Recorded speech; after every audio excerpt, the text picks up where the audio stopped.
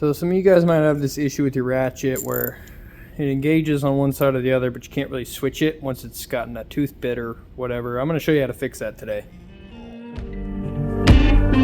See, it's really rusty and gunky inside of here, so I'm going to go ahead and spray all this stuff off and see if that maybe helps. There is this very thin little ring here that goes between the faceplate and this rotating bit, so be careful not to lose this. I am going to clean that all separately, but other than that I'm just going to basically spray this with PB Blaster and brake clean and hope that that helps my issue.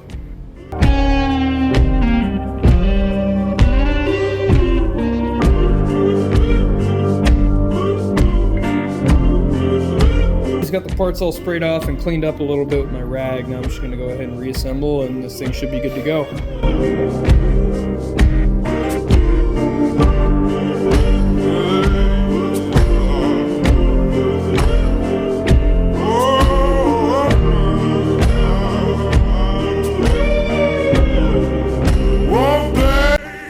Alright, so here's the ratchet a little taken apart, and you can see that little center triangle piece there, right dead center of the camera, is attached to the little lever arm on the other side right here, if I can hold everything in place.